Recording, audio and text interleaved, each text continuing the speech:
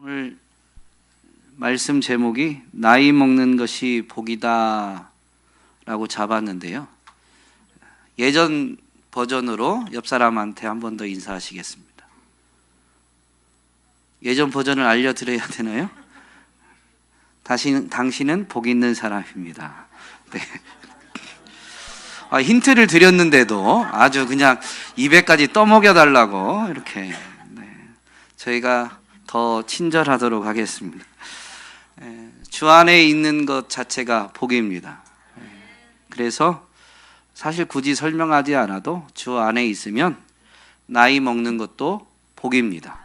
근데 오늘은 바울의 생애를 통해서 나이 먹는 것이 왜 복이 되는지를 분명히 되새겨보는 시간을 갖고자 합니다. 참 세월의 흐름 가운데에서 나이를 먹는 게 서글플 때가 있죠. 여기서 제일 젊은 분이 고개를 끄덕이고 있습니다, 지금. 네. 저희 운동을 좋아하는데, 운동을 지금도 좋아하는 운동이 이제 구기 종목은 거의 다 좋아하지만 꾸준히 하는 건 축구인데요. 축구를 하면서 제가 나이 먹었다라는 걸 좀 많이 느낍니다. 언제 느낄까요? 여러분은 언제 느끼세요? 제가 운동을 굳이 언급한 이유는 설명드리기가 조금 더 쉬워서인데요. 젊을 때에 비해서 이 생각만큼 몸이 안 가요. 생각으로는 예전 기준으로 공이 저렇게 오니까 제가 뛰어가면 저 공은 이제 내 공이 돼야 되는데 지금은 생각만큼 몸이 안 따라와서, 그리고 같이 운동하는 이 사람들 중에는 10대, 20대 막 이러니까요. 전 같지 않은 거죠. 세상은 육체적 관점으로만 모든 것을 보기 때문에 이 청년의 때, 젊었을 때가 인생의 최전성기라고 이야기하면서 그렇게 몸이 건강했을 때, 몸이 빠릿빠릿할 때, 그리고 뭐 피부도 곱고 아름다울 때, 그때를 자꾸 회상하게 하고, 문화적으로는 많은 영상물들이 어떤 환생 또는 그런 젊은 날로의 회귀 뭐 이런 것들을 많이 다루면서 나이 먹음에 대해서, 나이 들음에 대해서 더 서글픔만을 가지게 만드는 것 같아요. 그런데 영적인 관점에서 이 표현을 좀 바꿔보면, 즉 나이를 먹을수록 몸과 마음이 따르는, 생각만큼 몸이 따르지 않는다라는 것을 뒤집어서 한번 생각해 보면, 육체적 차원이 아닌 영적인 차원에서 생각해 보면 어떨까요? 생각만큼 몸이 따르지 않는다라는 것을 영적인 차원에서 해석하면, 네? 죄를 덜 짓는다. 그것도 맞습니다. 근데 그냥 이 표현을 그냥 바꿔서 하면요, 생각만큼 몸이 따르지 않는다라는 것을 영적인 차원, 영적인 차원이다라고 하니까 어렵게 생각하실 수 있는데요. 영적인 거, 영성은 물질적인 게 아니에요. 우리 인생은 이 물질인 몸을 가지고도 있지만 몸이 사람은 아닙니다. 뭐가 빠지면 사람이 아니면 시체라고 말하죠. 영혼이 빠지면 사람이라고 말하지 않고 시체라고 말합니다. 그냥 그건 몸일 뿐이에요. 이 영적이다라는 것은 물질적인 것처럼 눈에 보이지 않고 손에 잡히지 않지만 분명히 존재하는 것을 표현하는 것입니다. 그래서 우리의 삶에 정말 중요한 것들은 사실 물질적인 것이 아니라 영적인 것이죠. 개인적으로 치면 생각, 감정들이 매우 중요하죠. 그런 것들이 뭐 생각 같은 경우는 원하는 대로 이루어진다든가, 감정 같은 경우는 긍정적인 감정들이 풍성해져야 된다든가, 그래야 그 삶을 행복하다라고 말하기도 하고 여러 가지 긍정적인 평가들이 나오죠. 부정적인 게 많다면 그 인생이 행복하다라고 말하기가 어렵습니다. 어쨌든 이런 건 분명히 존재하는데 오늘날은 과학으로 이걸 설명하려니까 감정 같은 경우는 어떤 호르몬의 작용처럼 이야기하지만 그걸 단순히 호르몬의 작용이라고 치부하기에는 감정이라는 것도 너무 오묘한 부분이 많이 있습니다. 어쨌든 이런 것들이 개인적인 차원에서 보면 분명히 영적인 부분입니다. 공동체적으로도 또는 관계적인 측면에서도 사람과 사람 사이에 영적인 요소가 있습니다. 사람과 사람 사이에서 보이는 관계는 거래나 어떤 이런 거지만 믿음이라는 것 또는 사랑이라는 것은 분명히 존재하는데 보이지 않아요. 일어난 것들이 영적인 것이죠. 다시 그냥 서론으로 가면 그래서 생각과 몸을 따져볼 때 영적인 것은 생각에 초점이 있는 거예요. 그러니까 생각만큼 몸이 따르지 않는다라는 것을 영적으로 설명하면 어떠냐면요. 생각이 앞서가고 몸은 뒤따라오는 게 영적인 겁니다. 물론 이게 영적인 거지만 성경이 말하는 건강한 영성은 그 생각이 올바른 방향으로 향하여야 하겠죠. 방향성이 중요하니까.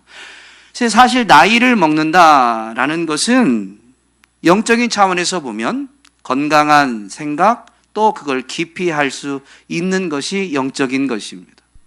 여러분, 인생은 이 영의 영향을 많이 받는데요. 악한 영의 영향을 받으면 악한 생각을 가집니다. 사단이 가룟 유다의 마음에 예수님을 팔려는 생각을 불어넣었다라고 요한복음 13장에서 명확히 가르쳐 줍니다. 성령은 우리로 하여금 하나님의 뜻이 무엇인지를 가르쳐 주세요. 그게 어디에서? 생각에서. 그래서 사도행전을 보면 사도 바울이 오늘 본문에서 사도 바울은 어떤 삶을 산 사람이냐면 성령에 매여서 사역하고 삶을 사는 사람이에요. 그런데 사도 바울의 사역에 대한 기록들, 사도행전의 내용을 보면 모든 그의 행동에 대해서 성령님이 이렇게 하라고 가르쳐 주셨다 그런 표현이 없어요. 성령님은 그의 마음, 생각에서 어떤 생각들을 주세요. 그런데 환경을 통해서 이게 성령님이 주신 것인지 아닌지를 바울이 끊임없이 분별하고자 하면서 그 올바른 생각을 붙들고 올바른 생각을 이제 몸으로 실천해 내려고 애를 쓰게 된 것이죠. 서론이 너무 길긴 했는데요. 어쨌든 나이를 먹으면 육체가 쇠약해집니다. 이거는 변하지 않아요. 육체적 관점에서 보면 육체가 쇠약해지니까 당연히 서글픈 거죠. 그런데 성경은 우리에게 분명히 육체의 소욕과 성령이 서로 거스른다라는 걸 명확히 가르쳐 줍니다. 갈라디아 5장에서 나오죠. 성령의 인도하심을 따르는 사람은 육체의 욕심에 이끌리지 않아요. 성령이 주는 생각에 이끌리는 거죠. 육체적인 사람은 성령을 따르지 않고 자기 육체의 소욕을 따라가게 됩니다. 그런데 나이를 들수록 육체가 약해져요. 육체의 소욕이 덜하죠. 여러분 젊을 때만큼 먹는 것에 대한 욕구가 큰가요? 젊을 때만큼 어떤 취미 활동에 대한 욕구가 큰가요? 여러분 육체가 쇠약해질수록 육체의 욕구도 줄어들게 돼 있어요. 그러므로 나이 들면 육체의 소욕보다는 이 영적인, 이왕이면 성령의 생각을 따라가야 되겠지만 어쨌든 영적인 삶을 더욱 살아갈 수가 있게 되는 것입니다. 모든 사람이 그런 건 아니지만 육체의 쇠약함이 단순히 서글프기만 한 것은 결코 아니다라는 것이죠. 나이 든 사람을 연소한 사람들이 뭐라고 호칭하죠? 어르신, 어른이라고 합니다. 여러분 진정한 어른은 어떤 사람이에요? 단순히 숫자로 주민번호가 낮을수록 어른이에요? 그것도 틀린 건 아니지만 진정한 어른은 주민번호 그 숫자가 낮은 분만을 의미하는 게 아니에요. 여러분 진정한 어른, 나이를 들었는데 나이를 제대로 들은 거예요. 그게 진정한 어른이죠. 어떤 사람이에요?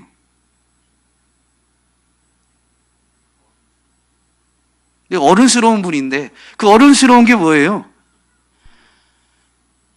그 어떤 사람을 여러분 존경하세요? 자기가 하고 싶은 대로 하는 사람? 아니죠. 자기가 하고 싶은 대로를 내려놓고 해야 되는 일을 충실히 하는 사람. 더 나아가서 남을 배려하고 남을 위해서 살 줄 아는 사람을 어른이라고 말합니다. 여러분, 핵심은 자기가 하고 싶은 걸 내려놔야 그 다음을 할 수가 있어요. 인간에게는 시간과 자원이 유한합니다. 내가 하고 싶은 걸 먼저 하면 해야 될 일을 할 시간이 줄어듭니다. 학창 시절에 우리가 그랬잖아요. 해야 될 일을 알아요. 근데 하고 싶은 거 하다가 해야 될 일을 못하게 되죠. 어른이 아직 못 돼서 그런 거예요. 사도 바울은 오늘 본문에서 보면 자기 자신이 하고 싶은 대로 산 사람이 아니라요. 성령에 매여서 성령이 가르쳐 주셔서 자기가 달려가야 될 길이 무엇인지를 알고 그 달려가야 될 길을 달려가는 데에 목숨도 아끼지 않고 최선을 다한 사람, 전심전력한 사람이다라는 것을 분명히 가르쳐 줍니다. 여러분, 성령에 매이면, 성령에 사로잡히면 그 삶은 어떨까요? 여러분, 성령 충만함을 간구하세요? 안 하세요? 간구하시죠? 성령 충만한 건 성령에 완전히 사로잡힌 것, 성령에 매인 거예요. 성령 충만을 간구하시는데, 그래서 성령으로 충만해지면, 성령께 매이면, 여러분 그 삶은 어떤 삶이 될까요? 간구하신 이유가 있을 거 아니에요. 어떨 것 같아요? 네? 평안과 기쁨이 넘치겠죠? 착각입니다.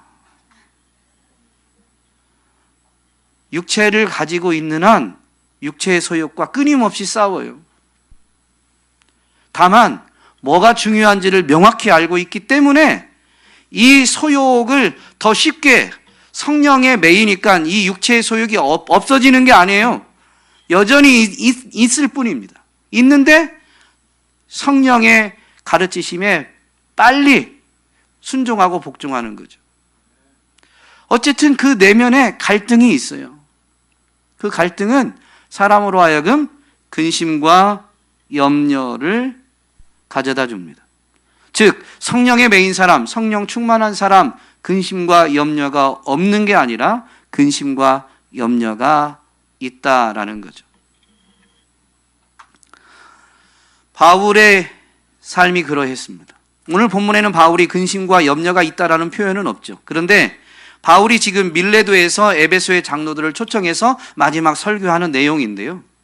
바울이 밀레도에서 에베소의 장로들을 초청한 이유는 19장에서까지만 해도 바울은 에베소에서 사역했습니다. 그런데 그가 성령의 감동하심을 따라서 마게도냐와 아가야를 거쳐서 예루살렘 교회로 가고자 했습니다.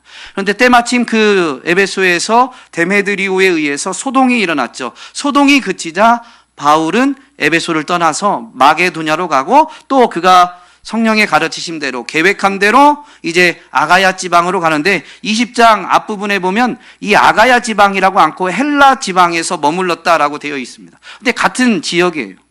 어쨌든 이 아가야 지방 또는 헬라 지역 중에 이 지방이니까 큰 범위의 행정구역인데요. 그 중에서도 어떤 마을, 아니 조금 더 크게 어떤 성읍에 있었느냐? 많은 학자들은 고린도 성읍에, 고린도라는 도시에 있었다라고 이야기합니다. 고린도는 아가야 지방의 수도이기도 했고 사도 바울이 1년 넘게 사역했던 곳입니다. 아가야 지방에서는 제일 오래 머물렀던 곳, 그래서 교회가 이 도시에 택한 자가 많다라고 하나님이 말씀하시면서 오래 사역했던 성읍입니다. 그러니 마게도냐 지방을 쭉 거쳐서 아가야 지방에 머무를 때 3개월 머무르는 동안 특별히 고린도에 머물렀을 것이다 라고 이야기들을 하고 고린도에 머무르는 동안 바울은 로마로 가고자 했죠. 거기서 수리아를 거쳐 이 예루살렘 교회에 갔다가 나중에 로마로 가고자 했는데요. 그 소원을 가지고 고린도라는 도시에서 로마서를 써서 로마서를 먼저 보냅니다. 그런데 에베소를 떠난 바울이 마게도냐를 거쳐 아가야 지방에 갔는데 헬라 지방에 3개월을 머무는데 이 여러 성읍을 거쳐서 가는 동안 성령님은 바울이 앞으로 어떤 일을 겪게 될지, 예루살렘 교회로 가고자 하는 그의 앞에 어떤 일이 있을지를 가르쳐 주셨어요. 그걸 오늘 본문에서 분명히 이야기하죠. 이거는 지금 밀레도에서 가르쳐 준 게 아니에요. 바울의 이 일정에서 여러 성읍을 다니는 동안 계속 가르쳐 준 거예요. 그게 뭐냐면 23절에 보면 오직 성령이 각성해서 내게 증언하여 결박과 환난이 기다린다 하시니, 그러므로 에베소를 떠나서 마게도냐를 거쳐서 아가야 지방 갈 때에도 이미 성령님은 예루살렘 교회로 가고자 하는 이 바울의 앞에 결박과 환난이 기다리고 있다라는 걸 가르쳐 주셨다는 겁니다. 그럼 그가 고린도에 머물면서 로마서를 쓰는데 로마서 끝부분에 보면 15장에 로마 교회, 아직 로마를 방문한 적이 없어요. 즉 로마 교회 성도들을 만나본 적이 없어요. 얼굴을 전혀 모르는 사이입니다. 그런데 그들에게 편지하면서 마지막 부분에서는 바울이 기도를 부탁하는데 로마서 15장 30절로 32절 말씀에 보면 이런 기도를 부탁합니다. 형제들아, 내가 우리 주 예수 그리스도와 성령의 사랑으로 말미암아 너희를 권하노니 너희 기도에 나와 힘을 같이 하여 나를 위하여 하나님께 빌어 나로 유대에서 순종하지 아니하는 자들로부터 건짐을 받게 하고. 예루살렘 교회 가면 뭐가 기다리고 있다고요? 결박과 환난. 복음의 대적자들, 로마서에 있는 표현대로 하면 순종하지 아니하는 자들, 그들에게 결박을 당하고 환난을 받을 거예요. 그런데 결박도 안 당하고 환난이 아예 없게 해달라라는 기도가 아니라 이미 그건 있을 거예요. 그건 성령님이 가르쳐 주셨어요. 그러니까 바울이 그 있을 일, 정확히 어떤 건지 모르지만 결박을 받고 환난을 받긴 할 건데 중요한 건 거기서 건진받는 거예요. 그게 없어지는 건 아니에요. 이미 성령님이 알려주신 거라 자기 앞에 그건 놓여 있습니다. 그래서 로마 교회에 여기에서 건짐을 받게 하고 또 예루살렘에 대하여 내가 섬기는 일을 성도들이 받을 만하게 하며, 마게도냐를 거쳐서 아가야 지방에 이미 전에 세웠던 교회들이 이 유대 지역에 기근이 들었다라는 소식, 그래서 예루살렘 교회가 매우 곤경에 처했다라는 소식을 듣고 선교지에 세워진 작은 교회들이 그 예루살렘 교회를 돕고자 합니다. 그래서 바울이 이제 동역자들과 함께 선교원금을 모아가지고 예루살렘 교회를 방문하고자 하는데, 여러분 쉽게 말하면 선교지에 있는 교회는 작은 개척교회, 예루살렘 교회는 처음 교회로 대형 교회입니다. 그러니까 바울이 지금 선교지에 있는 작은 교회들이 십시일반 모은 그 구제헌금을 예루살렘 교회에 전달하고자 하는데, 그 대형 교회에서, 교회로 처음 교회였던 그 교회에서 그때 당시만 해도 존재했던 모든 선교사들을 다 파송한 건 아니지만 선교사를 제일 많이 파송하고 선교지를 제일 많이 도왔던 그 교회에 지금 선교지에 세워진 작은 교회들이 십시일반 모은 구제헌금을 전달하고 할 때 그들이 그것을 거절하면 어떨까라는 그런 염려도 바울이 갖고 있었던 거죠. 그래서 로마 교회, 본 적도 없는 교회한테 기도 요청하면서 이것도 기도를 요청하게 됩니다. 내가 섬기는 일을 성도들이, 이 성도들은 예루살렘 교회 성도들인데 성도들이 받을 만하게 바울이 계획하고 섬기고자 하는 그것을 정말로 겸손히 받아들여서 예루살렘 교회든 선교지에 세워진 교회든 모든 교회가 주님의 교회로 주의 사랑 안에서 하나임을 확인할 수 있게 해달라라는 그런 의미입니다. 그리고 나로 하나님의 뜻을 따라 기쁨으로 너희에게 나아가. 자기 앞에 결박이 있다 보니까, 결박이 놓여 있다 보니까 로마 교회까지 가고자 하는데 결박과 환난이 있으면 이것이 수월하지 않죠. 하나님의 뜻에 즐거이 복종하고자 하지만 결박과 환난을 받고도 즐거울 사람은 아무도 없습니다. 바울도 그렇진 않았어요. 그래서 기도 요청하는 거죠. 하나님의 뜻을 따라 너희에게 가고자 했던 그 계획을 내가 포기하지 않고 끝까지 기쁨으로 너희에게 나아갈 수 있도록 기도해달라. 무슨 얘기냐면요, 얼마나 근심과 염려가 컸으면 일면식도 없는 교회한테까지도 기도 부탁할 만큼 이것이 바울의 고민과 근심과 염려였다라는 것을 분명히 보여주고 있는 것입니다. 여러분, 성령에 매이면 근심과 염려가 없는 게 아니라요, 육을 가지고 있다 보니까 내가 하고 싶은 게 없는 게 아니에요. 조금 편안하고 싶은 마음이 없는 게 아니에요. 근데 성령에 매이면 내가 하고 싶은 걸 내려놓고 내가 해야 되는 일, 더군다나 성령님이 이 꽉 사로잡으면 내가 해야 되는 일을 아는데, 여러분은 아는 대로 살아요? 아니면 습관대로 살아요? 아는 대로 사는 사람은 많지 않습니다. 알고도, 그렇게 해야 되는 줄 알고도 그게 잘 안 되는 게 인생이에요. 근데 성령이 매이면, 즉 성령이 사로잡으면 어떻게 되냐면요, 내가 해야 되는 일을 가르쳐 줄 뿐만 아니라 그게 내가 아니면 안 된다고 생각을 불어넣어 주세요. 내가 해야 되는 일, 나 이거 해야 되는데, 그래서 알고는 있는데 아직 행동이 안 돼요. 아직 그걸 온전히 행하지 못하고 있어요. 그런데 성령에 매이면 성령님이 계속 우리 안에 그런 생각을 주는 거예요. 이게 네가 해야 될 일이야. 저도 알아요. 좀 이따가요. 나중에요. 이러고 있는데 성령님이 사로잡으면 어떻게 되냐면, 그래 나중에, 근데 이거 너 아니면 안 돼. 나중에 미룬다고 누가 대신해 주지 않아. 너 아니면 안 돼. 이거 너만이 할 수 있는 일이야. 너만이 해야 되는 일이야. 이게 성령의 매인 거예요. 여러분, 성령 충만함은 성령의 매인 건데, 우리가 성령 충만을 간구하면서 내가 하고 싶은 것을 하고자 하는데 지혜가 부족하고 실력이 부족하고, 그러다 보니까 도움이 필요한, 다른 사람의 도움 또는 어떤 힘 있는 자의 도움이 필요한 것이 인생입니다. 근데 그 일들을 성령님이 이루어 주기를 원해서 성령 충만을 간구하고 있다면 우리는 여전히 정욕적인 수준을, 육체의 소욕을 따라가고 있는 것입니다. 기도에서도 명확해요. 예수님이 기도의 모범을 보이며 기도를 가르쳐 주셨잖아요. 너희는 먼저 그의 나라와 그의 의를 구하라. 모범을 보이신 그분의 겟세마네 동산의 기도는, 아버지여, 할 수만 있으면 이 잔을 내게서 옮기시옵소서. 그게 내가 원하는 거예요. 그러나 내가 원하는 대로 하지 마시옵고 아버지의 뜻대로 하시옵소서. 나이를 먹었다, 나이가 들었다라는 것은 내가 하고 싶은 것을 내려놓을 수 있는 때가 이르렀다라는 겁니다. 나이 든 사람이 다 그렇게 사는 건 아니지만, 육체의 쇠약함 때문에 이제는 육체의 소욕대로가 아니라, 내가 원하는 대로가 아니라, 내가 해야 되는 일, 내가 하지 않으면 안 되는 그 일을 위해서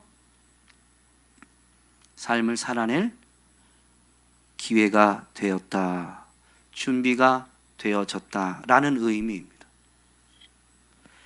그런 준비된 자에게 성령님이 감동해 주시고 그 성령님을 더욱 인정하고 모셔드리면 성령님이 우리를 사로잡아서 성령의 매인자가 되죠. 그 사람은 바울처럼 사는 거예요. 아니, 바울처럼이라니까 갑자기 표정들이 어두워지시는데, 내가 하고 싶은 대로를 내려놓고 내가 해야 될 일, 내가 아니면 안 되는 일, 그 일을 이제는 즐거이 감당하는데, 바울의 고백을 빌어서 표현하면 생명조차도 아끼지 않고 그것을 위해서 최선을 다하게 됩니다. 여러분은 이미 그러한 삶을 잘 연습하고 계십니다. 어디에서요? 가정에서. 교회에서도 그러시면 좋겠습니다. 예, 가정에서 하고 계십니다. 내가 하고 싶은 게 있어요, 없어요? 있어요. 그런데 자식들을 위해서 내가 하고 싶은 걸 아예 안 하는 건 아니겠지만 하나씩 하나씩 자발적으로 내려놓습니다. 어른이 되어가고 있는 거죠. 나이를 제대로 먹어가고 있는 겁니다. 우리는 그러면서 먼저 그러한 삶을 사셨던 아버지를, 어머니를 점점 이해하게 됩니다. 이것을 영적으로 조금 더 관점을 옮겨보면, 그래서 우리는 자기를 버리고 하늘 보좌를 버리고 이 땅에 오신 그분이 자기 몸을 버리고 우리에게 생명을, 구원을 가져다 주신 예수 그리스도를 이제는 조금 이해하게 되고 조금 더 닮아가게 되는 거죠. 오늘 저와 여러분이 나이를 들어갈수록 육체가 쇠약해지지만, 그러나 그것 때문에 서글퍼할 것이 아니라 육체의 쇠약함이 오히려 영적인 삶을 살아갈 기회인 줄 알아서 육체의 소욕이 아니라 성령에 매이는 삶, 내가 하고 싶은 대로가 아니라 주님이 원하시는 대로, 주님이 기뻐하시는 대로, 그 주님이 너 아니면 안 돼 라고 말씀해 주시는 것에 더욱 자발적으로 즐거이 순종하고 복종하는 저와 여러분이 될 수 있기를 주님의 이름으로 축복합니다.